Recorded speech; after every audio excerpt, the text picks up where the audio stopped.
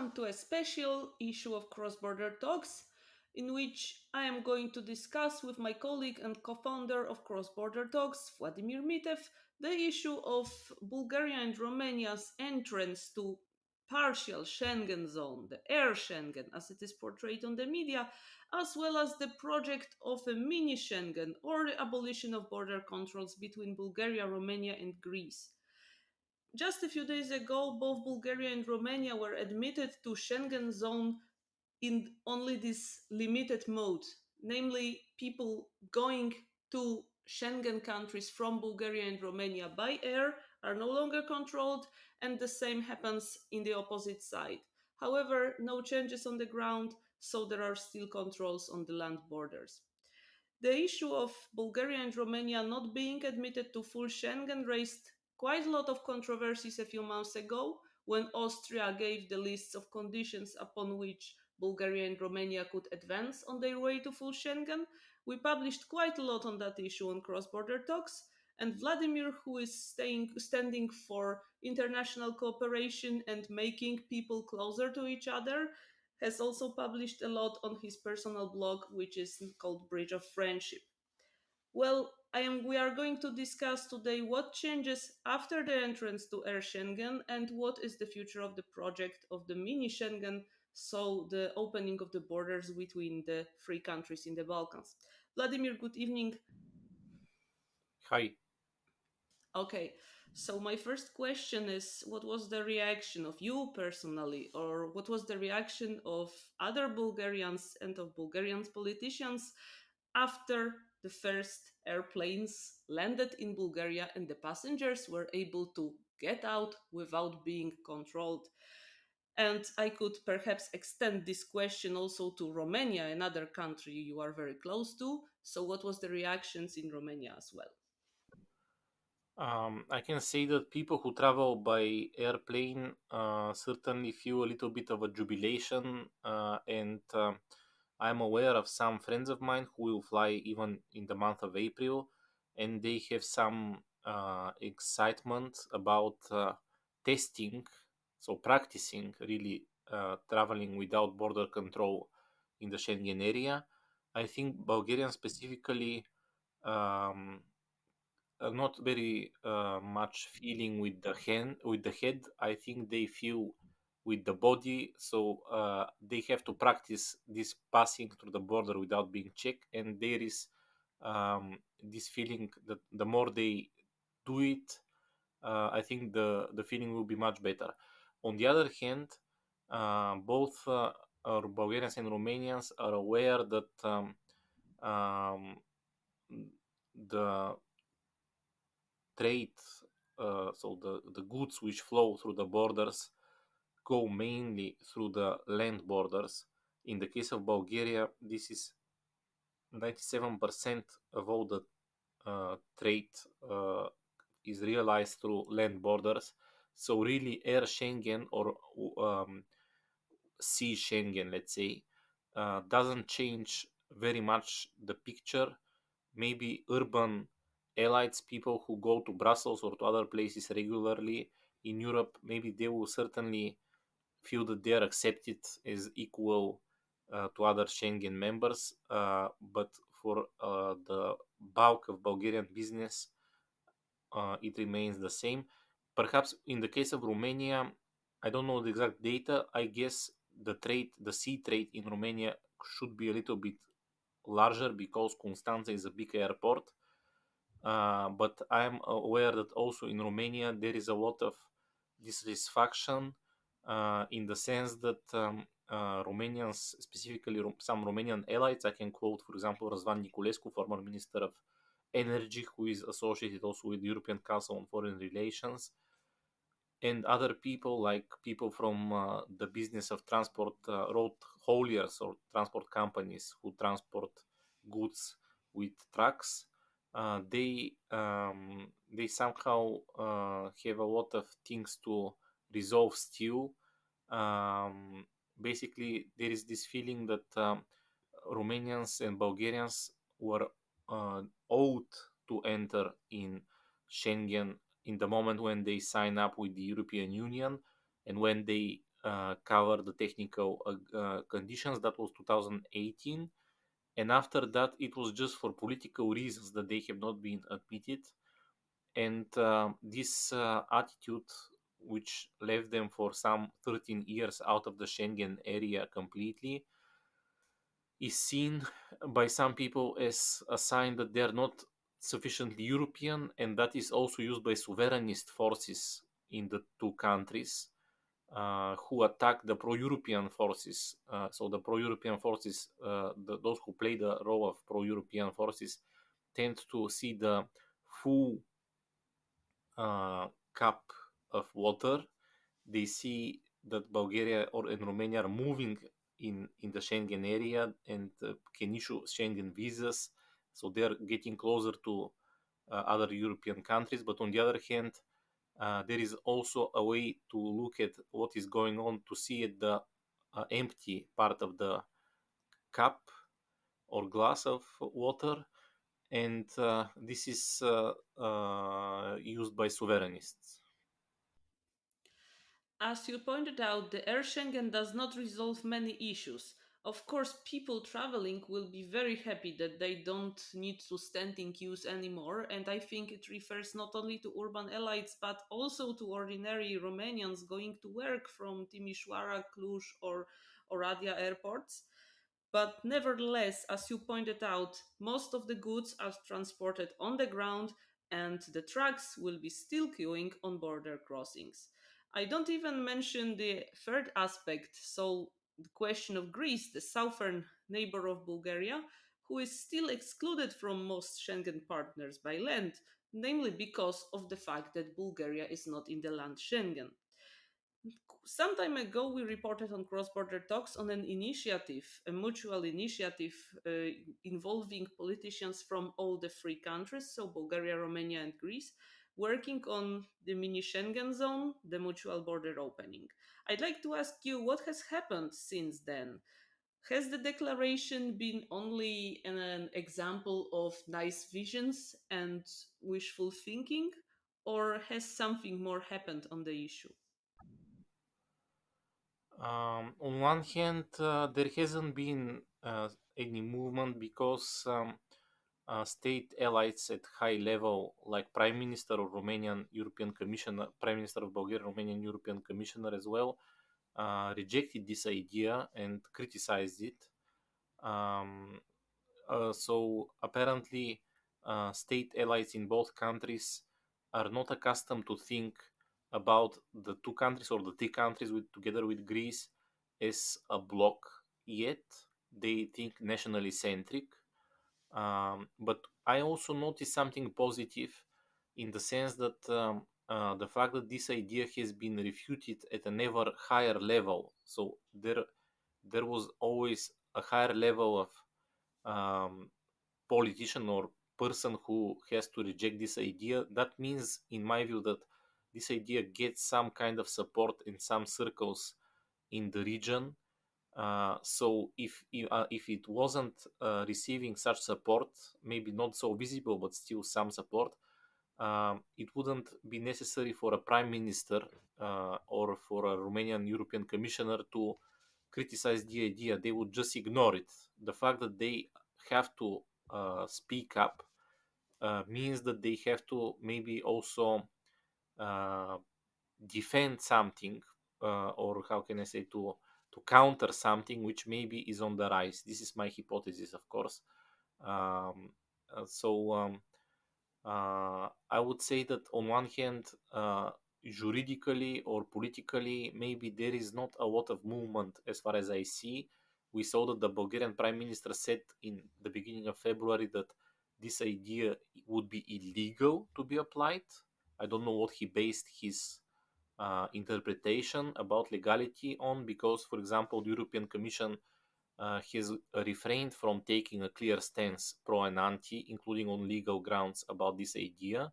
I understand that it is maybe complex legally, but still, I don't see any legal authority or judicial or really legal authority to have some interpretation. On the other hand, um, we had the Romanian European Commissioner Adina Valean, who criticized the idea in the sense that if the border is eliminated, a lot of pressure will be put on the Romanian-Hungarian border. Of course, maybe she, as a manager and high-ranking politicians, is aware of some figures, maybe to say in order to say that. Um, but from I don't know, maybe I'm just thinking naively, but I would say that it's always better to have less borders. And now there is pressure on Bulgarian-Romanian border, on Bulgarian-Greek border. In the future, if such idea is applied, there will be pressure on less borders. So I'm not sure. At least for me, that is not maybe the best or the strongest argument against this idea. I can say that also parts of the business, for example, in Bulgaria, spoke against this idea. They claimed that nothing would be resolved if Bulgarian-Romanian border is eliminated. Border control, I mean, is eliminated. Um, I am also not convinced that their understanding is so convincing, because elimination of border would encourage a lot any type of movement. So, for example, Bulgarian Romanian business of any type would certainly win if there is borderless control, or there is no border control on Bulgarian Romanian border. Um, so I would say that there are different reactions to this, and the most important thing is that the spirit of this idea, in my view, remains valid, and it is because this agreement with Austria, which led to the acceptance of Bulgaria and Romania into Schengen, uh, from my point of view, is anomaly. I mean, European Union, the way I am aware of it, deals or is about elimination of borders, opening up to neighbors, creating of cross-border communities, etc.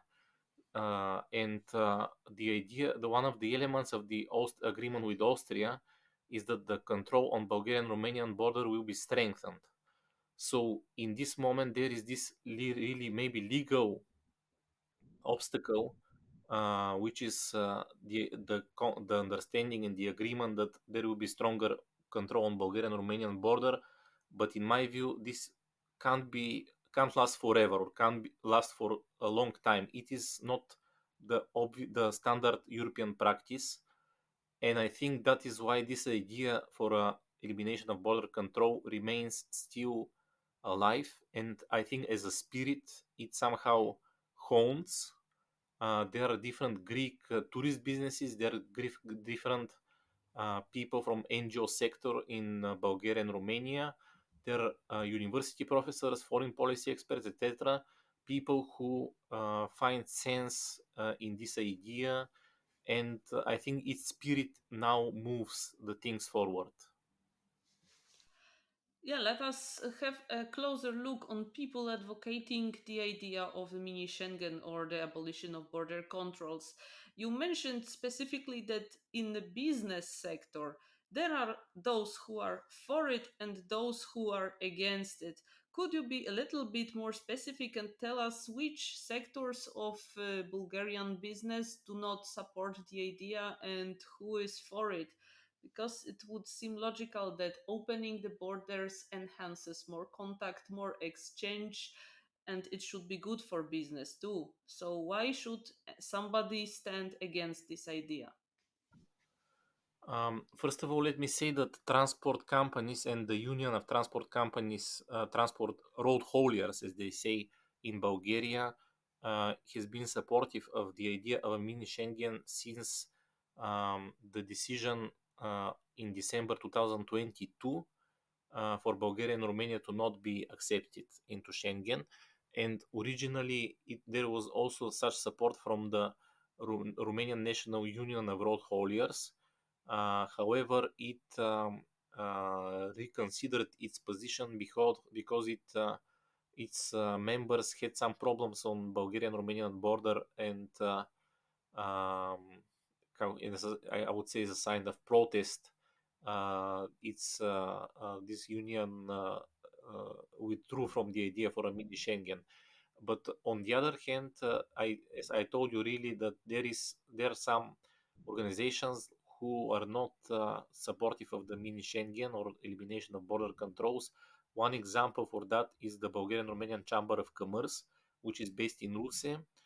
Uh, it has mostly members or industries, businesses who are industrial. I don't know what is the real argumentation. I mean, they they say that as I read in the Capital newspaper, this is the idea that problems will not be resolved if this border is simply eliminated. um, Maybe there are different types of business and different kinds of visions, I would say, even for the development of our region. And maybe a closer look at what type of business and what type of forces support this idea and what rejects could tell us also what are the fighting visions for our region.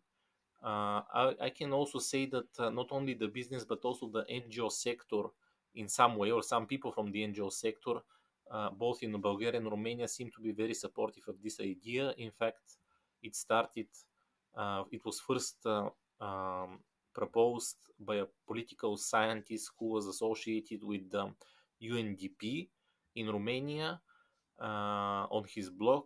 Later, I remember some people who were again from the NGO sector promoting this idea. And I think one of the first articles which was written about it was in 2014 in Bulgaria. I say that because I happen to be the author, quoting a Romanian expert from the NGO sector. And after 2019, I see more and more people who are attracted to this idea. I can mention, for example, a francophone political scientist from Cluj-Napoca University, who is known for claiming that if Bulgaria and Romania cooperate more closely, like with this initiative of elimination of border controls, he believes that they would move closer to the center of uh, decision making and power in European Union, and they would do that better if they try to reach the center on their own separately. I also can give an example of a Scottish man based in Bulgaria who is the strategist of one of the big NGOs on social services, and he says that this idea could lead to self-determination of Bulgaria and Romania, and could allow them to rely a little bit more on their own resources. So it is curious that these are people who have very good contacts with West, I believe, and they are also supportive of this idea. So this is not an anti-Western idea, as some people believe. I'm also aware of a Romanian left-wing politician, I mean, real communist politician, who supports this idea on different grounds. He sees this idea as some kind of protest against European allies. So for me, that is something very curious how one concept, which is the same for all the people, is seen in very different ways and interpreted in very different ways. And the fact that so different people are supportive of it, for me is curious, with different profile supportive of it. It's very curious how they get attracted by the same idea while they are very different between one another. Yes, you can put any meaning and any content behind the very idea of abolishing the border controls and putting two peoples or three peoples, if Greece also is to be counted in, to put two or three peoples together. However, as you mentioned, the political elites in at least in Romania and Bulgaria seem much more tempted by the prospect of further negotiating the full Schengen integration rather than working on some regional initiative together. And In this moment, I must ask you, how realistic is it for Romania and or Bulgaria to join the full Schengen in a close perspective? The Romanian Prime Minister Marcel Ciolacu said that he has a strategy or plan which will bring Romania in completely also through the land borders in Schengen until the end of the year. But most people I speak with in both Romania and Bulgaria are skeptical that this is possible. The European Union had a good moment for acceptance the countries in Schengen in the end of the last year. However, now it's becoming more and more immersed in other complex issues. For example, we saw that the farmers' protest in the European Union led to the acceptance by the European Commission for redefinition of its climate change policies or green transition, or just transition approaches. We see that European Union asks its members to accept certain reform of the institutions so that it can integrate new members. So there are a lot of important issues, including related with Ukraine or other countries who have to be integrated or made part of the EU structures. And there are, of course, usual existential issues before the European Union with the sovereignists who are on the rise in many countries. So I think that, as I understand, the chances for acceptance through the land borders, I think, is not very high in this year. And we also need to follow the international context because there are American elections in the end of this year, and there are some fears in among people I speak with that it's possible that the issue of acceptance, complete acceptance in the Schengen, is postponed further, so it may take some more time. Um, and in this sense, if there is no acceptance until the end of the year, uh, once again, there is this likelihood that maybe the idea of elimination of border controls might become again discussed more, and we need to follow these developments, um, because, as I said, this idea, it may not reach easy and immediate success, but its spirit, I see it as empowering the people, and I see it as promoting the interests of the region. Um, it's something new, and of course, when there is something new, there is always restraint in periphery. There is maybe fear among many of the foreign policy allies that something bad could come out of this opening to the neighbors. Um, in spite of that, as I said, the spirit of this idea, I think, remains active, and uh, the likelihood will be to for this idea to be realized, I would say, in a little bit Marxian way, when the subjective and objective conditions are met, I think the idea might become true. 10 years after you first advocated for the idea of the mini Schengen, it's very optimistic to hear from you these words. And I think that in the final part of our conversation, I might ask you one more question related to these subjectivity issues. Abolishing the border controls is a technical act, a political act as well, but it opens space for mutual understanding, knowing each other, not only doing business, but also discovering the neighbor. Discovering the neighbor's culture, discovering people living on the other side of the border, perhaps explaining some common history moments that are difficult, although there are not so many difficult historical moments between Bulgaria and Romania. But anyway, opening the border opens a lot of new possibilities.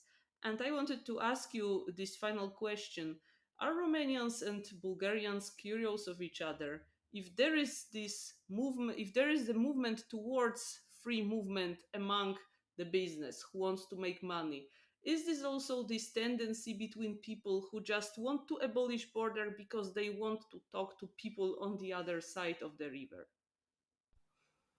I think the tendency generally is for more openness and more interaction between Bulgarians and Romanians, including now the state elites certainly try to promote this better acquaintance, more interest in one another through media, through common events. And Romanians are maybe the nation which travels most in our region. So Romanians have been to many places in Bulgaria, especially to the seaside or to the Bansku resort in the mountains. And they have also have been traveling for years towards Greece through Bulgaria. So I think there is such natural interest of Romanians towards knowing the region. I'm not sure a lot of contacts happen when they come here because there is a language barrier. But I think that maybe will more and more disappear. I know that on the seaside, for example, a lot of the people who work in the hotels or restaurants know Romanian from Bulgarian firms, from the Bulgarian restaurants or hotels. I think Romanians discover Bulgaria through the food, and they are very satisfied with the food we have. I have heard very good feedback, let's say, uh, on these issues. And maybe Romanians, just like Bulgarians, like to feel with the body, if I may say. So when something is discovered in this sense, it becomes lasting as experience. On the other hand, if we speak about Bulgarians, I know that there has been tradition for Bulgarians to go to different excursions in Romania, and I see periodically on social networks, for example, people discovering the salt mines in Romania or going to Sinaia, Brasov, tourist places in Romania. Especially people from Ruse, I would say, have some acquaintance with places in around Bucharest or even beyond it. Maybe also people in Silistra are aware of what is around them on the other side of the border. I think there are premises for more interaction.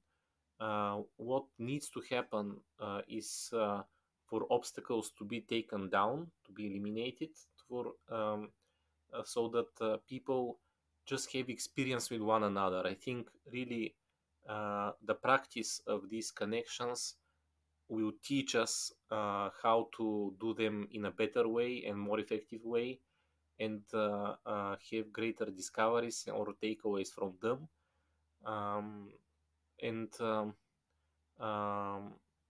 there must be, let's say, not only material infrastructure but also human infrastructure. Now there is this problem that there are only two bridges between Bulgaria and Romania.